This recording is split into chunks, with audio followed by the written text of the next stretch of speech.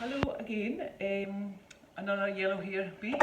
This time I am going to try doing a coffee and walnut sponge as I would normally do. I would normally do it gluten-free, but now I'm going to try and do it vegan, a vegan version with no eggs using this.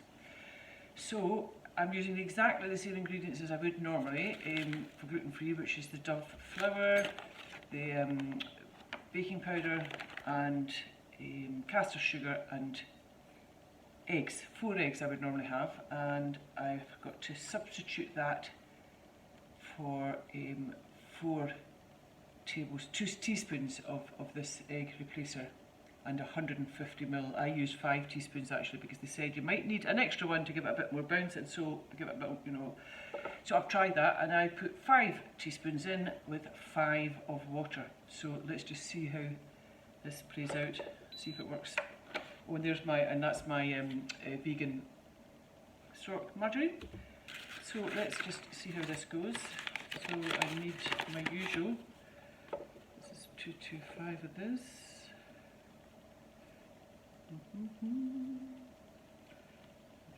Come on, come on. It's a little bit too much. That's perfect. So I want 250 altogether. That's fine. I should put, and I'm going to do it exactly the way I would do it with the egg, including how I blend it all, so we'll just see. And I do basically the throw it all together method, as I call it. All in one. So 2 spoons of the baking powder, all of this butter. I'm going to leave the egg replacer until last. I'll put that in last and just hope that it all blends well enough for the, I don't know if it will, but anyway, we'll give it a try and see what happens. I hate the thought of doing this in case I just end up wasting all these ingredients. That's the only thing I'm nervous about. I don't like wasting a cake, but so that's that. I need sugar. My sugar's in here.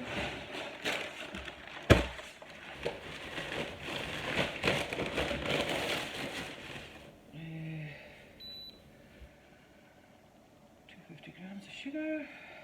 I'm doing the 250. I usually do 225, but I'm doing 250 for this because I like the carrot and walnut cake to be quite high. So this could be a disaster, but we'll see. That's 210.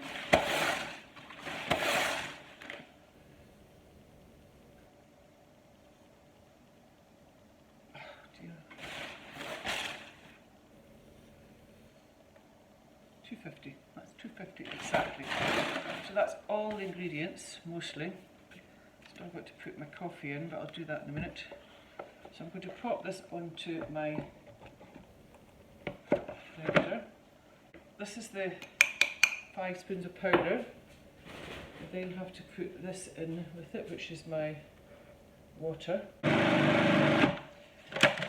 And this is exactly how I normally treat a Victoria sponge or any kind of sponge. And all my sponges are based on the basic 225 method. So I just beat the life out of them, whether it works for me, it may not work for you, but it works for me.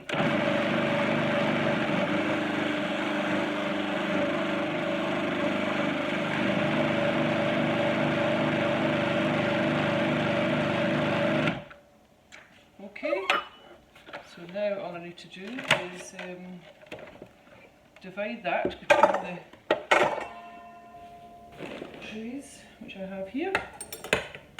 I'm just going to forget my spatula. I'm going to get a spatula. So when it comes to whenever I'm doing the gluten-free or dairy-free or any of those dietary recipes, I always just use, I don't use wooden spoons, I use spatulas, just to avoid cross-contamination. So there, let's just try this. 1 to you, 1 to you. Now this is nowhere near as smooth as mine would normally be, as runny. Mine is normally quite runny. So that's the first thing I'm noticing. It also looks to me a bit more grainy, but that might be just me, so we'll see.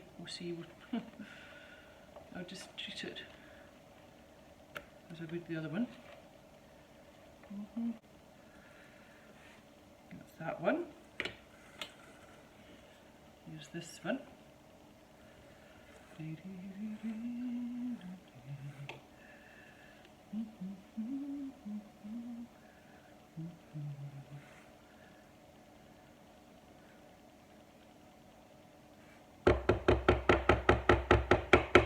Right, off it goes into the oven. See how that goes. Okay, here we go. Here are the cakes. I'm going to try one at a time. I'll put this one down here just now and just see what happens when I run the knife around this. Well, you see it's already away from the side, which is usually a sign that it's baked properly, if nothing else. But I'm not sure about this bit. This is...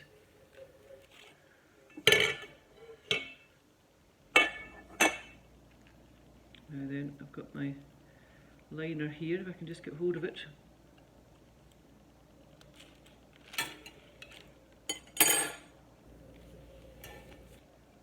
That's one.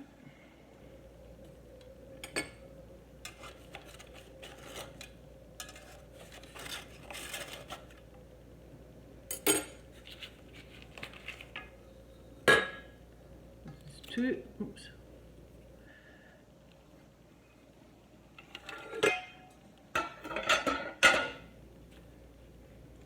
Okay, it doesn't look too bad.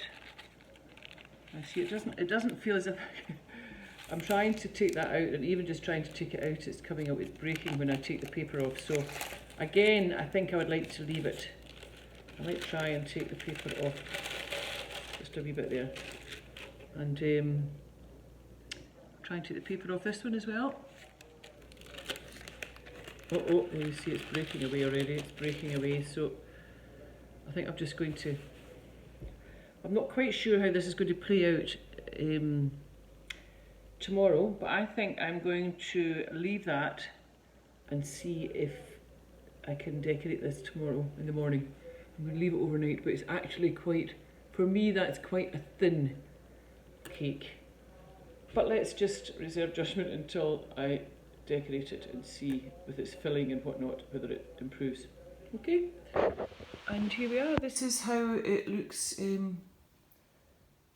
finished. It's the finished bit, so you can see it's got a bit of a dip there, but really, all in all, it's not as high as I would like my cakes to be normally, but it's still actually alright. It's still spongy, it's quite tasty. So come in and give it a try, see what you think. My first egg-free, gluten-free coffee and walnut sponge.